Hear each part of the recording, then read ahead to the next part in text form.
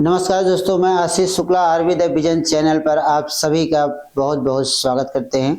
दोस्तों, हम लोग जो अभ्यास श्रृंखला से जुड़े थे, आज हमारी अभ्यास श्रृंखला की चौथी सीरीज है। ठीक है, कौन सी है? चौथी सीरीज है। ठीक है, और इस चौथी सीरीज में हम जो कराएंगे देखिएगा, वहाँ पे क्या फिर एक अभ्यास की कड़ी को आगे बढ़ा देते हैं। तो देखिए कि अब हम प्रारंभ करने से पहले एक बात आप लोगों को जरूर कहेंगे कि आप लोग जितने भी लोग हमारे साथ इसमें जुड़े हुए हैं, सब लोग अपने इस क्लास को शेयर करें, अपने दोस्तों के साथ शेयर करें। ठीक, ज़्यादा से ज़्यादा शेयर करें। जितने लोग इससे जुड़े हुए हैं सभी लोग इसको एक बार लाइक जरूर करें। ठीक, लाइक करें अपने मित्रों के पास, अपने पास जो आपने व्हाट्सएप पे ग्रुप बना रखा है, फेसबुक पे ग्रुप बना रखा है, वहाँ पे शेयर करें एक बार, जिससे कि कुछ इंक्रीज होता रहे, बढ़ता रहे। ठीक है दोस्तों, तो चलिए मित्र, बिना किसी देरी के हम लोग अपने अभ्यास पे आ जाते हैं, क्योंकि देरी करना इस समय हम लोगों के लिए बेहतर है नहीं। ठीक, तो अब देखिए, जब हम क्वेश्चन नंबर भैया पहला आता है, कहा गया संविधान के किस अनुच्छेद के अंतर्गत हिंदी को संघ की राजभाषा का दर्जा मिला। ठीक, संविधान के किस अनुच्छेद के अंतर्गत हिंदी को ठीक संघ की राजभाषा का दर्जा मिला? तो किस अनुच्छेद के अंतर्गत? 43, अनुच्छेद 44, अनुच्छेद 45, अनुच्छेद 46। ठीक, अब यहाँ पे भैया दिया गया है क्या? चार के चारों अनुच्छेद दिए गए हैं। अब आपसे पूछा गया किस अनुच्छेद के अंतर्गत राजभाषा के दर्जा मिला गया, तो किस अनुच्छेद के अंतर्गत राजभाषा का दर्जा मिला? अनुच्छेद 343 की। ठीक, तो विकल्प नंबर ए एकदम सही उत्तर हो जाएगा। 343 ए होता है। ठीक है, अनुच्छेद 343 ए की बात करता है। ठीक, तो इस 343 ए में क्या कहा गया कि संविधान के अंतर्गत हिंदी को क्या बनाया गया है? राजभाषा बनाया गया है। जबकि अगर हम आपसे 344 की बात करते हैं कि 344 में क्या कहा जाता है, तो 344 में हिंदी भाषा का प्रचार प्रसार की बात होती है, प्रचार प्रसार की बात होती है। ठीक है, प्रचार प्रसार की बात होती है। अगर आपसे यह कहा जाता है 345 की बात करता है, तो 345 में आपके साथ क्या हो जाता है? तो यह ध्यान रखिएगा, यह राज्य की आधिकारिक भाषा के रूप में जाता है। ठीक, किसके रूप में? राज्य की आधिकारिक भाषा के रूप में जाता है, आधिकारिक भाषा के रूप में जाता है। ठीक है, और जो अनुच्छेद 346 कह रहा है, तो 346 क्या कह रहा है कि एक राज्य से दूसरे राज्य के बीच संपर्क भाषा के रूप में जाएगा। किस भाषा के रूप में? संपर्क भाषा के रूप में जाएगा। तो हमने यहाँ पे आपको चार के चारों विकल्पों का आंसर आपको दे दिया, लेकिन जो प्रश्न पूछा गया उसका उत्तर कौन सा सही होगा? ए वाला सही हो जाएगा। ठीक, बाकी अनुच्छेद 44 में क्या कहा गया? प्रचार प्रसार की हिंदी भाषा क्या होगी? हिंदी भाषा का प्रचार प्रसार करने की बात कहेगी। अनुच्छेद 45 में कहा राज्य की आधिकारिक भाषा के रूप में। 46 क्या कहता है कि एक राज्य से दूसरे राज्य के बीच जो आधिकारिक भाषा के रूप में जाता है। ठीक, राज्य में जो भाषा के साथ जो संबंध स्थापित किया जाता है उसके संदर्भ में कहा गया। तो यहाँ पे अनुच्छेद क्या हो जाएगा? अनुच्छेद 343, उत्तर 343 सही हो जाएगा। ठीक, अब क्वेश्चन नंबर 2 पे आते हैं। क्वेश्चन नंबर 2 में क्या कहा गया कि निम्नलिखित में से महाप्राण ध्वनि है? तो विकल्प दिया गया चा, डा, आ और ट। ठीक, अब आपको यहाँ पे यह देखना है कि महाप्राण ध्वनि कौन सी है। तो अब ध्यान रखिए, जब महाप्राण की बात कहा जाता है तो कहा जाता है वर्ग का दूसरा चौथा वर्ण। ठीक, क्या कहलाएगा? महाप्राण कहलाएगा। ठीक है, और अगर आपसे अल्प प्राण की बात करता है, तो अल्प प्राण क्या हो जाएगा? एक वर्ग का एक पहला, तीसरा और पांचवा वर्ण हो जाएगा। ठीक, और इसके साथ साथ क्या आ जाएगा? जितने भी अंतस्थ व्यंजन होंगे वह आ जाएंगे। ठीक, और इसके साथ साथ अंतस्थ व्यंजन के साथ साथ एक यह आ जाएगा कि सभी स्वर वर्ण हो जाएंगे, ठीक है, अब यह जो रहा यह अल्प प्राण कहलाया, यह दूसरा और चौथा क्या कहलाया? महाप्राण। लेकिन इसके साथ क्या आ जाएगा? ऊष्म व्यंजन आ जाएगा। अब भैया यहाँ पे देखिए कि इसमें कौन सा है। महाप्राण की बात कर रहा है तो वर्ग का पहला वर्ण है, नहीं होगा। ठीक, फिर क्या कहा गया? ट, ठ, ड, ढ। ठीक, चौथा वर्ण आ गया ना। तो अब चौथा वर्ण क्या हो गया? महाप्राण ध्वनि हो गई। बाकी यह भी नहीं, यह तीनों क्या हो जाते हैं? अल्प प्राण कहलाते हैं। तीनों क्या कहलाते हैं भैया? अल्प प्राण कहलाते हैं। ठीक, क्लियर है। अब हमने आपको यहाँ पे व्याख्या रूप भी दे दिया है। अब देखिए इसके बाद फिर आपसे फिर से एक बात पूछा जा रहा है कि सूची फर्स्ट को सूची सेकंड से सम्मिलित कीजिए, सूचियों के नीचे दिए गए कूट का उपयोग करके सही उत्तर का चयन कीजिए। ठीक, चलिए मैं तो करिए जल्दी इसका चयन करिए। अब इसे खचाखच, मुरलीधर, टिकट घर, सांप, या 4 विकल्प इधर दिया गया है, सूची सेकंड में दिया गया है। क्या आपको सूची सेकंड में दिया गया योगरूढ़, तद्भव, देशज या शंकर। तो मित्र यहाँ पर सबसे पहले आप ध्यान रखिएगा कि यहाँ पर एक शब्द आया टिकट घर। टिकट घर कैसा शब्द होता है? शंकर शब्द होता है। एक आया मुरलीधर, तो क्या हो जाएगा? योगरूढ़ शब्द हो जाएगा। बचा आपके पास क्या? और भी दूसरा और तीसरा, यहाँ पहला और चौथा। लेकिन अब देखिए 2 विकल्पों को हमने पकड़, 2 को हमने मिला लिया सही ढंग से। अब इसमें देखिए कि कहाँ पे बी वाले के ए है, बी का ए यहाँ पर है। ठीक, सी का 4 कहाँ है? सी के 4 यहाँ पर है, तथा विकल्प नंबर बी एकदम राइट आंसर हो जाएगा। ठीक, मुरलीधर की कौन सा शब्द है? योगरूढ़ शब्द है। टिकट घर किस भाषा का शब्द है? कैसा शब्द है? शंकर शब्द है। ठीक, अब उसके बाद पूछा गया खचाखच कैसा शब्द है?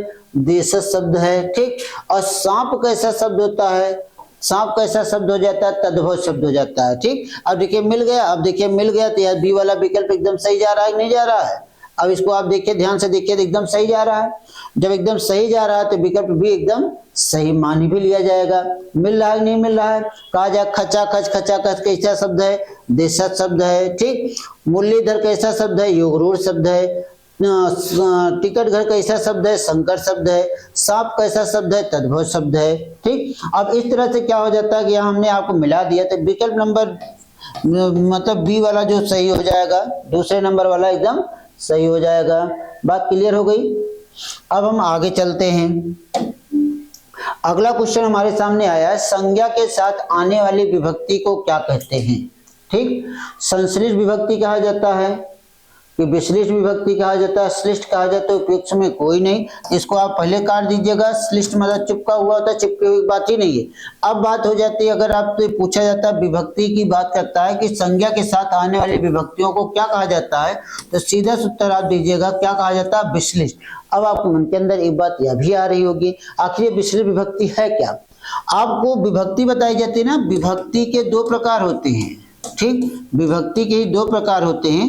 एक को क्या कहा जाता है? संश्लिष्ट कहा जाता है। क्या कहा जाता है? संश्लिष्ट कहा जाता है। दूसरे को क्या नाम दिया जाता है? विश्लिष्ट कहा जाता है। दूसरे को क्या नाम दिया जाता है? विश्लिष्ट कहा जाता है। ठीक, और संश्लिष्ट विभक्ति का प्रयोग किसके साथ किया जाता है? सर्वनाम के शब्दों के साथ किया जाता है। विश्लिष्ट का प्रयोग किसके साथ किया जाता है? संज्ञा के शब्दों के साथ किया जाता है। संज्ञा के साथ जिस विभक्ति का प्रयोग किया जाएगा वह कैसी दिखाई देगी?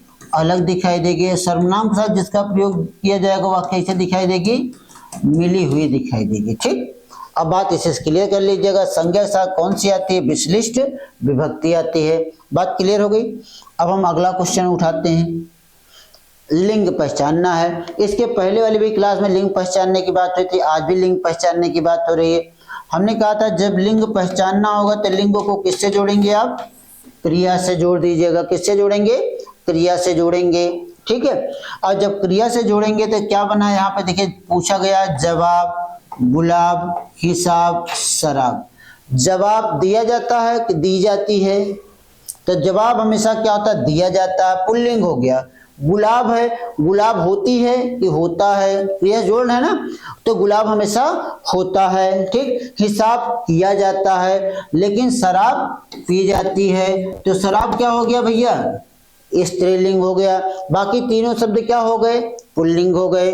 बाकी तीनों शब्द कहाँ चले गए? पुल्लिंग में चले गए। लेकिन जब शराब की बात आई, शराब क्या हो गया? स्त्रीलिंग हो गया।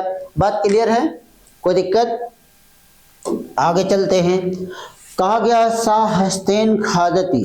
ठीक, साहस्तेन खादती मतलब क्या हो गया कि में कौन सा कारक है? अगर कहा जाए वह हाथ से खाता है, वह हाथ से खाता है, अगर यह कह दिया जाए खाता है। अब आप इसमें बताइए कि इसमें कौन सा कारक हो जाएगा? कर्ता कारक का प्रयोग किया गया, संबंध का, कर्म का कि करण का? तो आप बताइए, फटाफट बताइए इसमें क्या किया गया है। ठीक, इसमें बताइए, झटपट आप बताइए कि इसमें किस कारक का प्रयोग किया गया है। तो इसमें हमेशा ध्यान रखिए किस कारक का प्रयोग किया गया है, करण कारक का प्रयोग किया गया है। किस कारक का, करण कारक का प्रयोग किया गया है। बात क्लियर है? कोई समस्या नहीं? समस्या? अगला क्वेश्चन लेके आए। अगला क्वेश्चन लेके आते हैं। कहा गया कि निजवाचक सर्वनाम का मूल रूप क्या है? निजवाचक सर्वनाम का मूल रूप क्या है? तो हमने आपको एक दिन चर्चा किया था ना, मूल सर्वनाम की बात कही थी। मूल सर्वनाम की संख्या कितनी होती है? 11 होती है। 11 होती है। तो यहाँ निजवाचक सर्वनाम का मूल रूप पूछा है। तो मूल रूप मतलब आप है, मेरा है, हमारा है कि मैं है। ठीक, अब आप बताइए। तो मूल मतलब निजवाचक सर्वनाम का मूल रूप क्या हो जाता है? आप हो जाता है। क्या हो जाता है? आप हो जाता है। बाकी यह किसी भी सर्वनाम का मूल रूप नहीं होते। ठीक, तो आप जो शब्द लिखा गया वह क्या हो गया भैया? निजवाचक सर्वनाम का मूल रूप हो गया। मूल सर्वनाम की अगर हम बात करते हैं तो कहा जाता है मैं, तू, आप, यह, वह, कोई, कुछ। ठीक, फिर क्या कहा जाता है? जो, सो, ठीक, कौन, क्या। अब अगर आप देख रहे हैं तो मूल सर्वनाम की संख्या कितनी हो गई है? मूल सर्वनाम की संख्या, मूल सर्वनाम की संख्या कितनी हो गई भैया? 11 हो गई। कितनी हो गई? 11 हो गई। ठीक, क्लियर है? क्लियर है ना? अब बात क्लियर हुई कि नहीं? मूल सर्वनाम की संख्या कितनी हुई? 11 हुई। बात क्लियर हो गई। अब देखिए कि यहाँ पे निजवाचक सर्वनाम का मूल रूप क्या है? आप है।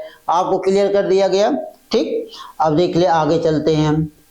अब लिखा गया है कि निम्नलिखित वाक्य में से किसमें प्रेरणार्थक क्रिया का प्रयोग नहीं किया गया है? ठीक, प्रेरणार्थक क्रिया का प्रयोग नहीं किया गया है भैया। तो बताइए, प्रेरणार्थक क्रिया का प्रयोग जब नहीं किया गया तो इसमें क्या हो जाता है? पहला वाक्य लिखा है, पिता उसे पढ़ाते हैं। ठीक, राम नहीं पढ़ता है, ये अध्यापक से पढ़वाते हैं। अध्यापक परिश्रम कराते हैं। ठीक, तो पढ़वाते हैं, करवाते हैं, या दोनों क्या हो गए? प्रेरणार्थक क्रिया हो गए। ठीक, क्या हो गए? प्रेरणार्थक क्रिया हो गए। ठीक है, अब पिताजी पढ़ाते हैं, यह भी क्या हो जाता? कहीं ना कहीं प्रेरणार्थक। पिताजी पढ़ नहीं रहे, पिताजी पढ़ाते हैं। ठीक, लेकिन बच्चा आपके पास क्या? राम नहीं पढ़ता, तो यह क्या हो गया? प्रेरणार्थक क्रिया नहीं है। बाकी ये तीनों वाक्य क्या हो गए? प्रेरणार्थक क्रिया हो गए। ठीक, क्यों? प्रेरणार्थक क्रिया में कर्ता खुद कार्य नहीं करता, कार्य करने के लिए किसी अन्य को प्रेरित करता है। अब यहाँ पे पिता उसे पढ़ाते हैं, खुद तो नहीं पढ़ रहे लेकिन पढ़ा रहे हैं। ठीक, वो ये अध्यापक से पढ़वाते हैं, मतलब वो एक क्या है? ये अध्यापक से खुद नहीं पढ़ा रहे, अध्यापक से पढ़वा रहे हैं। अध्यापक परिश्रम कराते हैं, अध्यापक परिश्रम नहीं कर रहा है, अध्यापक परिश्रम करा रहा होता है, खुद नहीं कर रहा है। तो जहां पर यह कर्ता स्वयं कार्य नहीं करता है और कार्य करने के लिए किसी अन्य को प्रेरित करता है, तब वहां पे क्या हो जाता है? कौन सी क्रिया हो जाती है? प्रेरणार्थक क्रिया हो जाती है। तब वहां पे कौन सी क्रिया हो जाती है मित्र? प्रेरणार्थक क्रिया हो जाती है। ठीक, अब अगला क्वेश्चन देखते हैं। राम की गाय बहुत काली है। ठीक, अगर कहा गया कि राम की गाय बहुत काली है, वाक्य में काली शब्द है। काली शब्द क्या है? सर्वनाम है, क्रिया है, विशेषण है, प्रविशेषण है। अब बात काली की आई है। जब कहीं पर गुण, धर्म, दोष, दशा, स्थिति की बात होगी, गुण, धर्म, दोष, दशा, स्थिति, स्वभाव,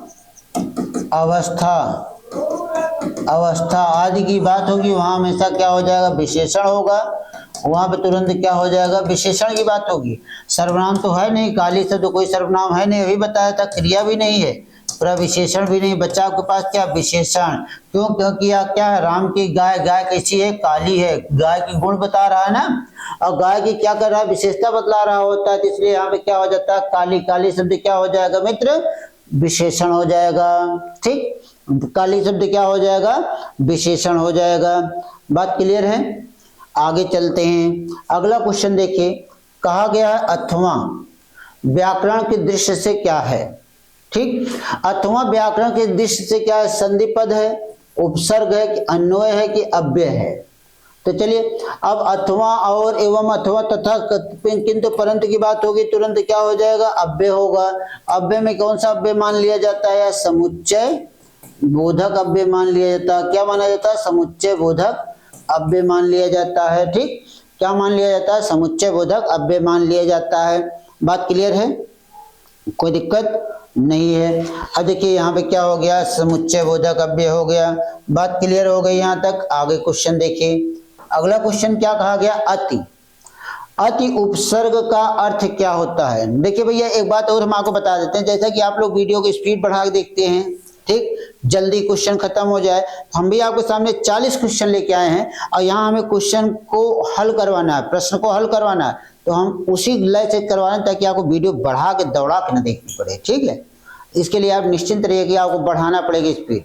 आपके सामने खटाखट क्वेश्चन आ रहा, उत्तर आ रहा, व्याख्या दी जा रही है। ठीक है, आप उस लोग उसको अच्छे ढंग से देखते रहिएगा क्योंकि पुलिस एग्जाम अब नजदीक आ गया है। ठीक है, अब देखिए यहाँ पे लिखा गया अति उपसर्ग का अर्थ क्या होता है। अधिक होता है, समीप होता है, अन्वय होता है, अव्यय होता है। दोनों गलत हो गए, समीप भी गलत हो गया, बचा अति मतलब अधिक या बहुत ज्यादा की बात हो जाती है, बाहुल्य की बात हो जाती है। ठीक है, अति मतलब क्या हो गया, अधिक हो गया। ठीक, अब भैया फिर से वही समस्या आ गई। कहा गया है कि प्रत्यय रहित शब्द बताइए। ठीक, प्रत्यय के रहित मतलब प्रत्यय के बिना वाले, जिस शब्द में प्रत्यय का प्रयोग नहीं किया गया ऐसे शब्द को बताना है। ठीक, तो उसमें लिखा गया मर्मज्ञ, वैज्ञानिक, कृपालु और अनुवाद लिखा गया है। ठीक है, तो अब आप बताएंगे इसमें प्रत्यय रहित वाला शब्द कौन सा है। मर्मज्ञ है, कृपालु है, वैज्ञानिक है कि अनुवाद है। अब मर्मज्ञ में एक शब्द जुड़ा होता है, अज्ञ प्रत्यय लगा होता है। वैज्ञानिक में क्या हो जाता है, एक प्रत्यय लगा होता है। ठीक, कृपालु में आलू क्या हो जाता है, एक प्रत्यय लगा होता, आलू क्या हो जाता है, प्रत्यय लगा होता है। लेकिन जब अनुवाद बचा, अनुवाद में कोई प्रत्यय का प्रयोग नहीं किया गया है। यहाँ पर अनु क्या है, उपसर्ग है। अनु और वाद आया है ना, तो अनु क्या हो जाता है, उपसर्ग माना जाता है। भैया उपसर्ग होता है। ठीक है, इसलिए डी वाला विकल्प एकदम राइट आंसर हो जाएगा। क्या हो जाएगा, अनुवाद कहा जाएगा। ठीक है, अब देखिए मर्म के साथ अज्ञ जोड़ा गया, मर्म के साथ जब अज्ञ जोड़ दिया गया, ठीक है, तो मर्मज्ञ हो गया। ठीक, कृपा के साथ क्या जोड़ा गया, आलू जोड़ा गया तो कृपालु हो गया। विज्ञान के साथ इग प्रत्यय जोड़ा गया तो वैज्ञानिक हो गया। ठीक, तो क्या हो गया, वैज्ञानिक हो गया। बस इतने से अंतर है, बाकी कोई अंतर नहीं है। ठीक, अब आगे चलते हैं हम लोग। उसने कहा कि मैं घर जाऊंगी। क्यों जाएगी भाई, यहीं रहे, लेकिन कह रही है तो माना जाएगा। कहा जाएगा उसने कहा कि मैं घर जाऊंगी, किस तरह का वाक्य है। ठीक, अरे ऐसा कहने की क्या जरूरत है, घर जाने की क्या जरूरत है, तो उसने, लेकिन अब यहाँ कह ही दिया तो उसको जाने ही दिया जाए। ठीक है, तो उसने कहा कि मैं घर जाऊंगी, किस तरह का वाक्य है, तो कहा गया सरल वाक्य है, संयुक्त है, मिश्र है कि प्रश्नवाचक है। अब आप पूछे कि क्या है, कैसा वाक्य है, आप सोचिए इसको जरा। तो उसने कहा कि क्या है, मैं घर जाऊंगी, या मैं घर जाऊंगी पूर्ण वाक्य है, इस पर क्या है, एक आश्रित वाक्य है, या क्या है, आश्रित वाक्य है। ठीक, तो अब यहाँ पे पूर्ण वाक्य के साथ मतलब एक सरल वाक्य के साथ जब आश्रित वाक्य जोड़े जाते हैं तो वहां पे कौन सा वाक्य हो जाता है भैया, मिश्र वाक्य हो जाता है। ठीक, वहां पे कौन सा वाक्य होता है, मिश्र वाक्य हो जाता है। लेकिन इसके अलावा आप ध्यान दीजिएगा, जब किसी शब्द में माना शब्द आ जाए, ठीक, जाना शब्द आ जाए, जो आ जाए, जब आ जाए, तब आ जाए, ठीक, जैसे आ जाए, वैसे आ जाए, ठीक, अब आ जाए, ठीक है, यह तथापि आ जाए, कदापि आ जाए, ठीक, कि शब्द आ जाए, चूंकि शब्द आ जाए, ठीक, हालांकि शब्द आ जाए, ठीक है, अतः की शब्द आ जाए, ठीक, अतः की शब्द आ जाए। जब किसी शब्द में यह सारे शब्द दिखाई देंगे तो वहां हमेशा आपको बिना कुछ सोचे उसे आप क्या बताएंगे, मिश्र वाक्य बताएंगे। और गारंटी कभी वाक्य नहीं गलत होगा, गारंटी दे रहे हैं इसका, कभी वाक्य गलत नहीं होगा। वाक्य पूछने में कहीं आप जो टिक करके आएंगे, अगर इसको देकर टिक करके आए तो कभी भी आपको गलत नहीं होगा। यह चीज आप लिखित दे रहे हैं आपको। ठीक, तो यहाँ पे क्या हो जाएगा, मिश्र वाक्य हो जाएगा। बात क्लियर हो गई। अगला क्वेश्चन देखिए, अगला क्वेश्चन क्या कहता है, किस निम्नलिखित में से किस वाक्य में भविष्य काल है। भविष्य मतलब आने वाला का, आने वाला समय की बात कर रहा है। भूत मतलब बीता हुआ समय, वर्तमान मतलब चल रहा हुआ समय। वाक्य में देखिए कहा गया, किस वाक्य में भविष्य काल है। मैं आपकी प्रतीक्षा करूंगा, मैंने एक पेड़ काट लिया है, ठीक। मैं पुस्तक पढ़ने वाला था, ठीक। मैं आपका आभारी हूँ, आभारी हूँ तो वर्तमान हो गया, या क्या हो गया, वर्तमान काल हो गया, ठीक। अब मैं पुस्तक पढ़ने वाला था, पढ़ तो नहीं रहना, पढ़ने वाला था, ठीक है। तो यह पूर्ण भूत की बात नहीं होती, यह पूर्ण भूत हो जाता है, ठीक है। अब मैंने एक पेड़ काट लिया, पहले कर चुका है, या भूतकाल हो गया, ठीक है। अब बात क्या है, मैं आपकी प्रतीक्षा करूंगा, जब तक आप हमें मिलोगी नहीं तब तक मैं आपकी प्रतीक्षा करूंगा। आने वाले समय की बात कर रहा है, नहीं कर रहा है। जब आने वाले समय की बात कर रहा होता है तब वहां पे कौन से काल, कौन सा हो जाता है, भविष्य काल। वाक्य कौन सा सही होगा, मैं आपकी प्रतीक्षा करूंगा। विकल्प नंबर एकदम सही उत्तर हो गया। आगे चले, अगला क्वेश्चन आपसे क्या कहता है, आपने क्या कहा सो मैंने नहीं सुना। ये बतिया हुई ना कि जहां पे हमने कहा था ना कि मैं आपकी प्रतीक्षा करूंगा, तो वही बतिया क्या कह रहे हैं, कह रहे हैं कि आपने क्या कहा सो मैंने नहीं सुना। कि आपने क्या कहा हमने सुना नहीं। तो कहा गया इस वाक्य में अपेक्षित है एक प्रश्नवाचक चिन्ह, एक पूर्ण विराम, ठीक, एक अल्प विराम, एक पूर्ण विराम, एक पूर्ण विराम, एक प्रश्नवाचक चिन्ह, एक प्रश्नवाचक चिन्ह तो है लेकिन इसके साथ एक पूर्ण विराम भी है। तो यहाँ पे क्या हो जाएगा, एक प्रश्नवाचक चिन्ह और एक पूर्ण विराम हो जाएगा, ठीक। आपने कहा सो मैंने नहीं सुना, ठीक। प्रश्नवाचक चिन्ह के साथ क्या हो गया, यहाँ पे तुम नहीं सुना, पूर्ण विराम लग गया। तो एक प्रश्नवाचक चिन्ह और एक पूर्ण विराम के साथ यह वाक्य चलता है। यहाँ पे क्या हो जाएगा, विकल्प नंबर ए सही हो जाएगा। जहां कारण बिना कार्य हो, ठीक, जहां कारण के बिना अर्थात कारण ना हो लेकिन कार्य हो, वहां पर कौन सा अलंकार होता है, ठीक। कौन सा अलंकार होता है, विभावना होता है, विशेषोक्त होता है, संगति होता है, दीपक होता है, ठीक। तो भैया ध्यान रखिए, जहां कारण बिना क्या होगा, कार्य की उत्पत्ति हो या कार्य हो, उसे हम कौन सा अलंकार कहते हैं, विभावना अलंकार कहते हैं, ठीक। उसे क्या कहा जाता है मित्र, विभावना अलंकार कहा जाता है। जैसे अगर आपसे कहा जाए बिनु पग चलें सुने बिनु कान ना कर बिनु कर्म करें विधि नाना आनन रहित सकल रस भोगी बिनवाड़ी वक्ता बड़ जोगी कहा जाता है। तो इसमें क्या कारण नहीं है लेकिन कार्य हो रहा है, पैर नहीं है चल रहे हैं, कान नहीं सुन रहे हैं, तो यहाँ पर क्या हो जाएगा, विभावना अलंकार। विभावना का उल्टा कौन होता है, उल्टा अलंकार कौन होता है, विशेषोक्त होता है। यहाँ कारण होता है लेकिन कार्य नहीं होता है, नहीं होता है। तो अगर आपसे कहीं पूछा जाए विभावना का उल्टा अलंकार कौन सा, विशेषोक्ति। लेकिन अगर आपसे कहा गया बिना कारण कार्य की उत्पत्ति हो, तो वहां पे कौन सा अलंकार हो जाएगा, विभावना अलंकार हो जाएगा। बात क्लियर हो गई। और जब यहाँ पर असंगत की बात करते हैं, जिसमें कार्य और कारण की संगति नहीं हो पाती, कार्य और कारण की संगति नहीं हो पाती है, संगति नहीं हो पाती है, ठीक। कार्य और कारण की संगति नहीं हो पाती है। बात क्लियर है, कोई दिक्कत है। यहाँ पे कार्य और कारण की संगति नहीं हो पाती है, तो इसलिए असंगत अलंकार हो जाता है, ठीक। तो यहाँ पे ध्यान रखिएगा कि यहाँ जो पंक्ति में जो प्रश्न किया गया बिना कारण कार्य की उत्पत्ति होती है, उससे हम क्या कहते हैं, विभावना अलंकार कहते हैं, ठीक। लिखा गया अवगुंठन का अर्थ क्या होता है, घूंघट, अंगूठा, गांठ बांधना, गूंथना, ठीक। तो अवगुंठन का अर्थ क्या हो जाता है मित्र, घूंघट होता है। सीधा उत्तर यह होता है कि अवगुंठन का अर्थ क्या हो जाता है, घूंघट से लगा देता है, ठीक है। और उसी घूंघट को क्या कहा जाता है, अवगुंठन कहा जाता है। जिसे किसी बात किसी से लगाव ना हो, मतलब किसी से वह लिप्त ना हो, लेकिन वो यहाँ पे क्या कहा गया, जिसे किसी से लगाव ना हो। नश्वर होता है गलत, लिप्सु होता है, लिप्टा थोड़ी है, ठीक है। निर्लिप्त होता है, अलगाववादी भी नहीं। तो यहाँ पे क्या हो गया, निर्लिप्त हो गया। उत्तर नंबर विकल्प नंबर सी एकदम सही। निर्लिप्त मतलब बिना किसी के साथ लिप्त हुए, ठीक। तो जब बिना किसी के साथ लिप्त नहीं रहेगा तो उसे हम क्या निर्लिप्त कह देंगे, ठीक। तो 18 का क्या हो जाएगा, सी सही हो जाएगा। निम्न में से खिचड़ी शब्द का पर्यायवाची शब्द है, किसका, खिचड़ी शब्द का पर्यायवाची, खिचड़ी शब्द का पर्यायवाची है खिचड़ी, खिचड़ी।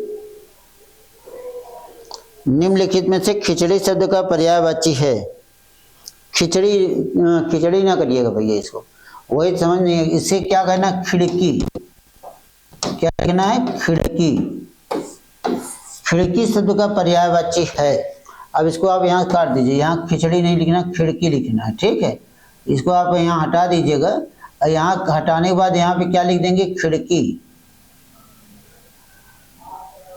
ठीक।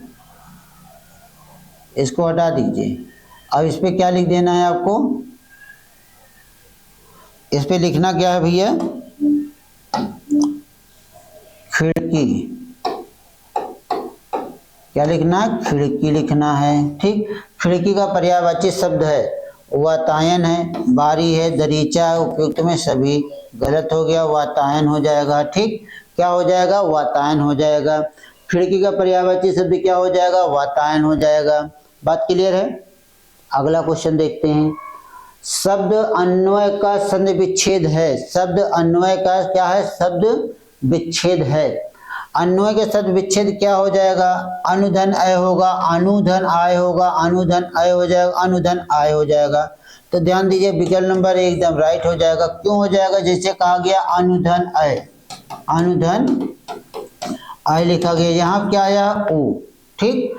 और ऊ जब आया है तो ऊ के बाद क्या दिखाई दे रहा है, आ, ऊ का क्या बनता है, वाह, बन गया ना वह, यहाँ पर तो शब्द क्या हो गया, अन्वय। तो यहाँ पे यह अन्वय बन गया, तो यह क्या, कौन सी संधि कहलाएगी मित्र, यण संधि कहलाएगी। क्या कहलाएगी, यण संधि कहलाएगी, ठीक। यह क्या कहलाएगी, यण संधि कहलाएगी। तो 20 का क्या हो जाएगा, एकदम सही उत्तर माना जाएगा। चलिए 21 में देखते हैं। कहा गया चौराहा में समास है, चौराहा शब्द में कौन सा समास है, द्वंद्व समास है, तत्पुरुष, द्विगु या कर्मधारय। चौराहा, चौराहा मतलब क्या हुआ, चार राह का समूह, राह का समूह हो गया, ठीक। चार राह का क्या हुआ, समूह हो गया। तो चार राह, चार मतलब संख्या हो गई ना, संख्या हो गई तो कौन सा समास हो जाएगा, द्विगु समास हो जाएगा। कौन सा समास हो जाएगा, द्विगु समास हो जाएगा, ठीक। क्लियर हो गई बात यहाँ पर। ये तो रट्टा मार वाले प्रश्न है, ठीक। अब अगला देखते हैं। अनुभाव के दो भेद होते हैं, कौन कौन से अनुभाव के, मतलब यार रस में जब जाएंगे ना, तो रस में जब जाते हैं तो वहीं पर एक विभाव मिलता है। क्या मिलता है, विभाव मिलता है, एक अनुभाव मिलता है, ठीक। क्या मिलता है, अनुभाव मिलता है, ठीक। और उसके बाद फिर उसी अनुभाव के बाद फिर एक संचारी भाव होता है, ठीक। फिर जाके क्या बनता है, स्थायी भाव बनता है। तो विभाव के दो होते हैं, एक को क्या नाम दिया जाता है, आलम्बन कहा जाता है, आलम्बन कहा जाता है। दूसरे को क्या नाम दिया जाता है, उद्दीपन कहा जाता है, ठीक है।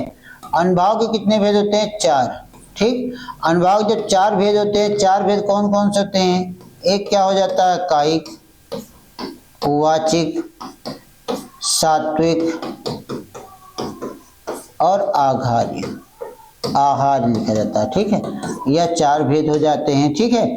तो इसमें आप देखिए चार में से कौन कौन से दिखाई दे, अनुभाव के कितने दो भेद होते हैं, कौन कौन, कायिक और वाचिक। विकल्प नंबर यही मिल गया तो सही हो गया, ठीक। होता तो यह भी है, यह भी है, लेकिन यहाँ ये गलत है, ठीक। यहाँ सात्विक या मानसिक एक ही होते हैं, अलग अलग नहीं होते हैं। तो यहाँ पे विकल्प नंबर एक कायिक और वाचिक।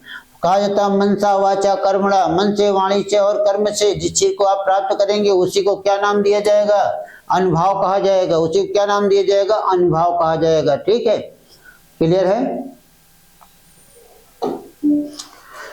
अब उसके बाद देखिए क्वेश्चन नंबर 23 में आया था, मंगल भवन मंगल हारी द्रवहुच दशरथ अजिर बिहारी। यह क्या है, ये तो आप लोग एकदम खटाक से बताना चाहिए आप लोगों को, क्योंकि यह तो दिखाई दे रहा है कि यह क्या है, एकदम स्पष्ट रूप से दिखाई दे रहा है कि यह क्या है। भैया यह क्या है? मंगल भवन या मंगल हारी द्रवंश दशक अजर बिहारी, यह दोहा है या चौपाई है? तो मित्र यह ध्यान रखिएगा, यह क्या है? चौपाई है। तो ऐसे सीधे सीधे बोल दीजिए चौपाई है। तो यहाँ विकल्प क्या दिखाई दे रहा है? चौपाई दिखाई दे रहा है। तो विकल्प नंबर बी एकदम सही उत्तर हो जाएगा। ठीक, विकल्प नंबर बी एकदम क्या हो जाएगा? सही उत्तर हो जाएगा। क्लियर है?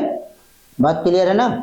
आगे चलें। अब यहाँ पे देखिए कि अगर मात्रा भी निकालते हैं, देखिए यहाँ 2 हो जाएगी, 1 1 1 1 1 1 2 1 1 2 2। ठीक, 1 हो जाए 1 1 2 1 1 1 1। ठीक, 1 1 1 1 2 2। अब गिन लीजिए 4 2 6 2 8 2 10 2 12 12 12 4 16 16 2 18 18 2 20 2 22 2 24 2 26 2 28 29। ठीक, अभी मात्रा गिन लीजिएगा भाई अलग अलग। मंगल भवन या मंगल हारी एक आ गया 4 3 7 1 8 2 10 2 12 2 14।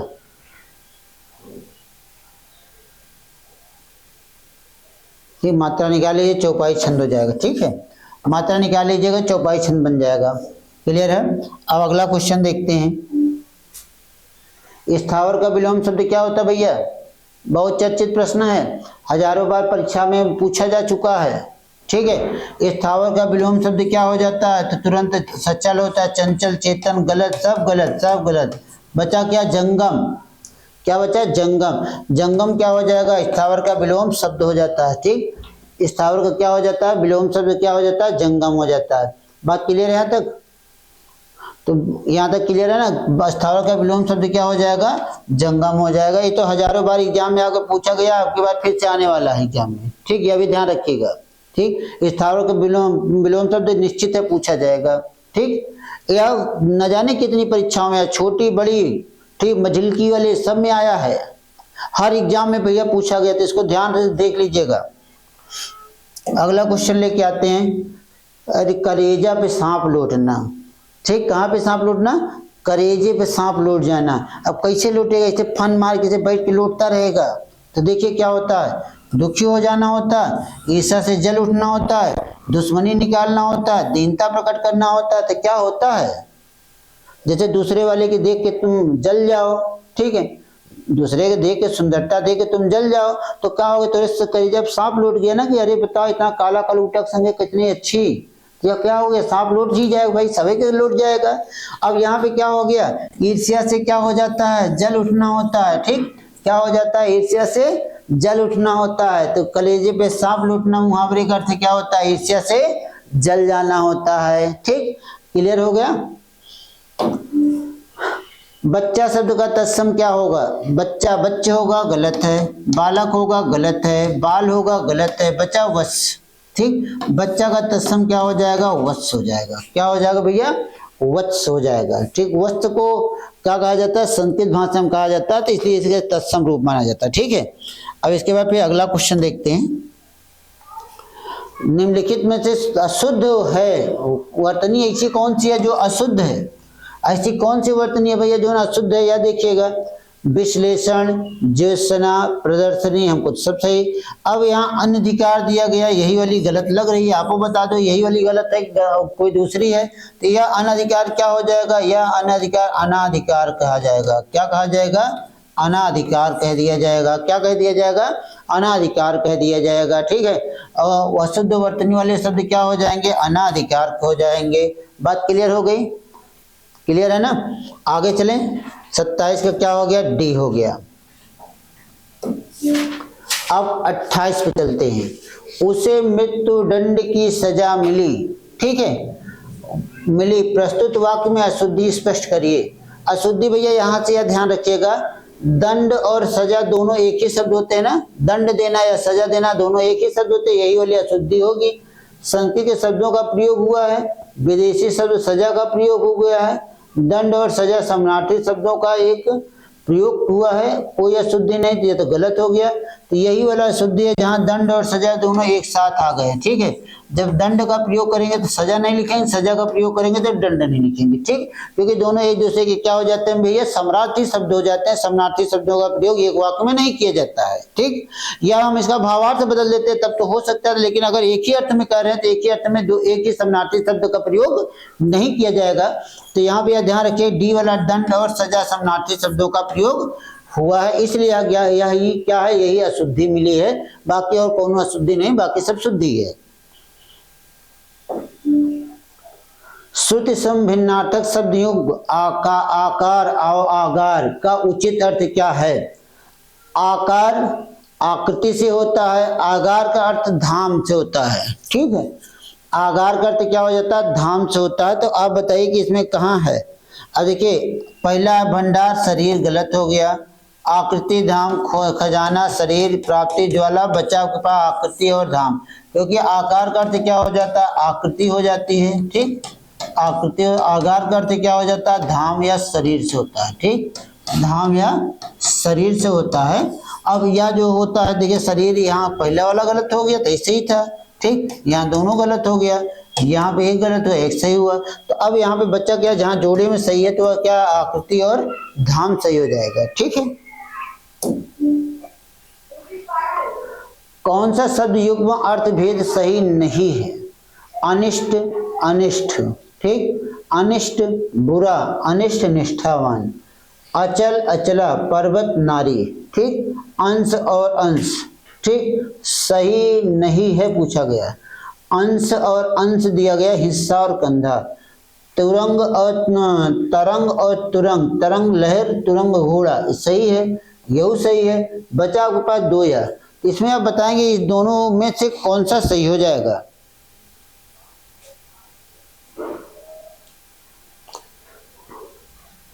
अचल और अचला, ठीक, अनिष्ट का बुरा हो जाता है, अनिष्ट का निष्ठा वाला, अचल और अचला वाला युग्म गलत है, ठीक, क्लियर है। यही युग्म क्या है, गलत है।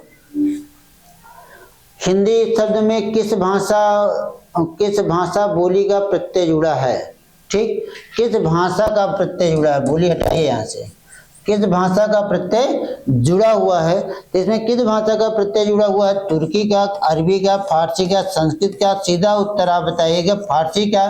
क्यों बताएंगे इसका सीधा उत्तर? क्योंकि हिंदी शब्द किस भाषा का शब्द होता है? फारसी भाषा का शब्द होता है, ठीक। इस फारसी भाषा का एक ई प्रत्यय होता है, ठीक, जिसे फारसी भाषा में संबंध कारक के नाम से जाना जाता है, ठीक, किसके नाम से जाना जाता है? संबंध कारक के नाम से जाना जाता है। यही शब्द किसके साथ जुड़ा था? हिंद शब्द के साथ जुड़ा, तो यहाँ पर शब्द क्या बन गया? हिंदी बन गई, ठीक, शब्द क्या बन गया? हिंदी बन गई। बात क्लियर है? कोई दिक्कत? नो दिक्कत। अब आगे बात किया जाए, ठीक है। अब आगे बात करते हैं। अब यहाँ जब यह क्वेश्चन क्लियर हो गया ना, हिंदी में किस भाषा का प्रत्यय जुड़ा है? तो फारसी भाषा का प्रत्यय जुड़ा है। तुर्की, अरबी, संस्कृत का नहीं, क्योंकि उस समय जब फारसी भाषा में प्रत्यय का प्रयोग किया जाता था तो उस समय संस्कृत भाषा में केवल उपसर्ग का प्रयोग किया जाता था, दोनों मैच ही नहीं था, ठीक, नहीं तो संस्कृत वाला जोड़ दिया होता कि। अब आगे चलते हैं, अगला क्वेश्चन देखते हैं। अधोलिखित में से कौन बोली उत्तर प्रदेश की नहीं है? कौन सी बोली ऐसी है जो उत्तर प्रदेश की नहीं है? बताइए, फटाफट बताइए। ब्रज, अवधी, भोजपुरी, ठीक, बताइए। ये सब तो उत्तर प्रदेश की लग रही है, लेकिन यहाँ पर क्या हो गया? भोजपुरी क्या है? भोजपुरी। भोजपुरी क्या है? बिहार की बोली है। कहाँ की है? बिहार की बोली है, ठीक, बिहार की क्या है? बोली है, ठीक है। तो भोजपुरी कहाँ की बोली है? बिहार की बोली है। बात क्लियर हो गई। अब देखिए, यहाँ गद्य को पढ़ना है आपको। किसको पढ़ना है? गद्य को पढ़ना। गद्य पढ़ के उसको, लेकिन कहा है कि ध्यान से पढ़ना, तनिको मिस्टेक ना करना, नहीं तो उत्तर आएगा नहीं, ठीक है। कह भी रहा है ध्यान से पढ़ना तथा प्रश्न संख्या 33 से 36 तक का क्या हो जाएगा? तक उत्तर इसी गद्यांश में दिया गया है, लिखा गया है कि ना गद्यांश को ध्यान से हम भी पढ़ेंगे, क्योंकि उत्तर तो हमें भी निकालना है। भाषा का प्रयोग दो रूपों में किया गया है, किया जा सकता है, ठीक। एक तो सामान्य, जिसमें लोक में व्यवहार होता है। दूसरा साहित्य रचना के लिए, ठीक, जिसे अलंकारिक भाषा का प्रयोग किया जाता है। साहित्य रचना के लिए प्रयुक्त भाषा लोक भाषा का कार्य आते हुए भी उससे भिन्न होती है, क्योंकि इसमें कवि की कल्पना भी काम करती है तथा उसे परिमार्जित रूप प्रस्तुत करती है। ठीक, विद्वानों का अनुमान है कि जब संसार में साहित्य का सृजन आरंभ हुआ था तभी से अलंकारिक भाषा प्रयोग में लाई जा रही है। संसार का प्राचीनतम ग्रंथ ऋग्वेद तथा आज महाकाव्य रामायण इस बात के प्रत्यक्ष प्रमाण हैं कि इन दोनों रचनाओं में अलंकृत भाषा का उत्कृष्ट उदाहरण प्राप्त होते हैं। ठीक है, उत्कृष्ट उदाहरण प्राप्त होते हैं। संसार के समस्त कवियों साहित्यकारों ने इसी प्रवृत्ति का अनुकरण किया है और वस्तुतः अलंकृत भाषा के अभाव में काव्य नहीं कहलाता है। मतलब जब अलंकार नहीं रहेगा उसके बिना काव्य कहलाएगा ही नहीं। ठीक है, इस बात का समर्थन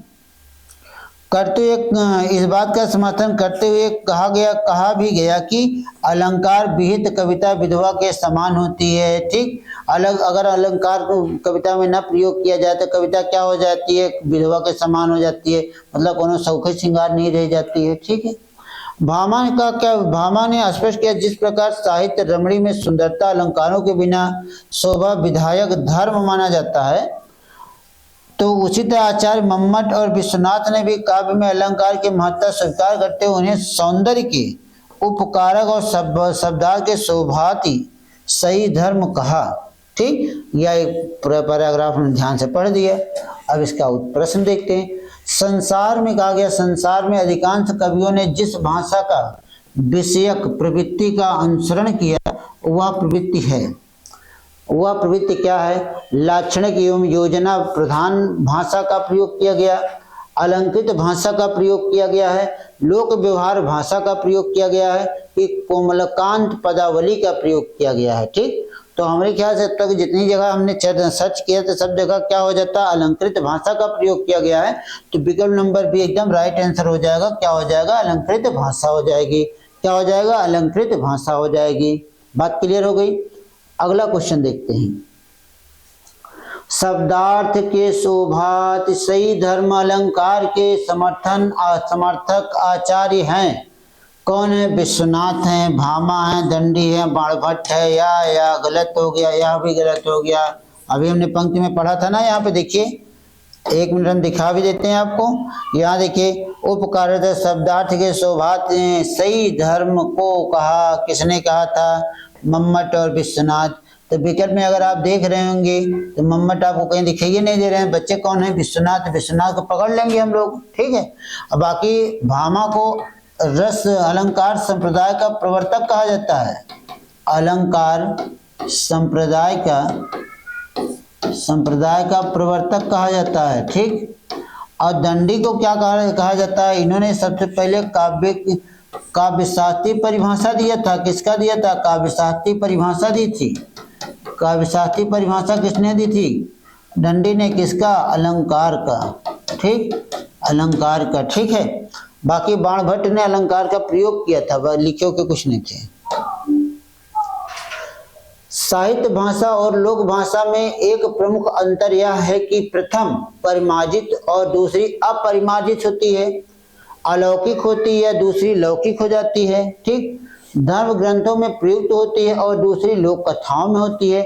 आदर्शों पर आधारित होती है और दूसरी कल्पना पर आधारित होती है। तो अब आप हमें बताएंगे कि किसमें क्या हो जाएगा।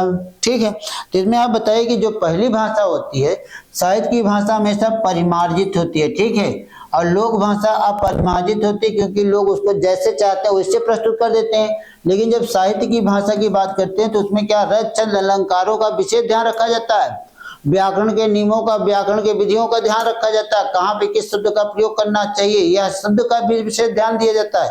तो यह सारे शब्द क्या हो जाते हैं? परिमार्जित हो जाते हैं। ठीक, तो विकल्प नंबर ए एकदम सही उत्तर हो जाएगा। ठीक है, अगला चलते हैं। लोक व्यवहार की भाषा होती है अलंकार पूर्ण साहित्य भाषा, संस्कृत निष्ठ लोक भाषा, व्याकरण सम्मत लोक भाषा, बोलचाल के सामान्य लोक भाषा। तो चलिए बताइए 36 का क्या हो जाएगा भैया?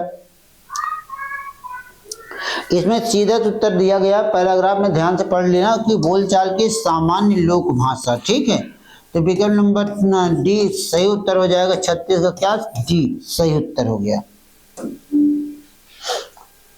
अनामिका काव्य किसके द्वारा रचित गई है?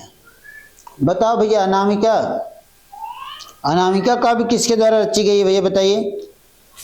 सूर्यकांत त्रिपाठी निराला द्वारा रची गई है। तो देखिए इसमें अज्ञेय भी नहीं है, निराला जी को पकड़ लीजिएगा। अनामिका, अणिमा, नए पत्ते, कुकुरमुत्ता, तुलसीदास, ये सारी रचनाएं किसकी हैं? निराला जी की हैं। ठीक है, बाकी धूमिल और सुमिल की बात छोड़ दीजिएगा। तो यहाँ विकल्प नंबर बी एकदम राइट आंसर हो जाएगा। ठीक, विकल्प नंबर बी एकदम सही उत्तर माना जाएगा भैया। अब अगला क्वेश्चन देखते हैं। निम्नलिखित में से कौन छायावादी कवि नहीं है? छायावाद की बात कर रहा है। ठीक है, भारत भूषण अग्रवाल, तुलसीदास, मित्रानंदन, नागार्जुन। ठीक, तो भैया सीधा उत्तर आप किसको देंगे? तुलसीदास को देंगे, क्योंकि तुलसीदास भक्ति काल के कवि रहे। ठीक, भक्ति काल के रामाश्रयी शाखा के कवि रहे। कहाँ के? रामाश्रयी शाखा के कवि रहे। ठीक, रामाश्रयी शाखा के क्या रहे? कवि रहे। ठीक है, क्लियर है? अब आगे चलें, क्लियर हो गया। बाकी ये सुमित्रानंदन, नागार्जुन, भारत भूषण अग्रवाल, यह सब छायावाद और उत्तर छायावाद के। भारत भूषण अग्रवाल, नागार्जुन, ठीक, यह सब तार सप्तक प्रकाशन में अहम भूमिका निभाए थे। ठीक है, सच्चिदानंद, हीरानंद, वात्स्यायन, अज्ञेय के साथ लोग जुड़े हुए थे तार सप्तक के प्रकाशन में। सुमित्रानंदन पंत को क्या कहा जाता है? छायावाद का इनका एक पल्लव नामक एक इन्होंने ग्रंथ लिखा था, और पल्लव ग्रंथ को लोगों ने क्या कहा? छायावाद का प्रवर्तक ग्रंथ मान लिया था। ठीक है, तो यह इस तरह यह सुमित्रानंदन, नागार्जुन सब यह सब किसके कवि हैं? छायावाद के हैं। बाकी जो बच्चे हैं कौन? तुलसीदास भक्ति काल के रामायणी शाखा कवि थे। ठीक, तो यहाँ पे हमने यह भी क्लियर कर दिया। अगला क्वेश्चन देखिए, निम्नलिखित में से भक्ति काल का कवि नहीं है पूछा गया। किसका क्या पूछा गया है? भक्ति काल का कवि नहीं है। ठीक है, अब इसमें भक्ति काल कवि नहीं है, कौन नहीं है? भक्ति काल का नाभादास नहीं है। ठीक, कौन दास? नाभादास, कि रस खान, कि नंददास, कि अमीर खुसरो। कौन नहीं है भैया? तो इसमें कौन नहीं है? तो भक्ति काल के कवियों में कौन सम्मिलित नहीं है?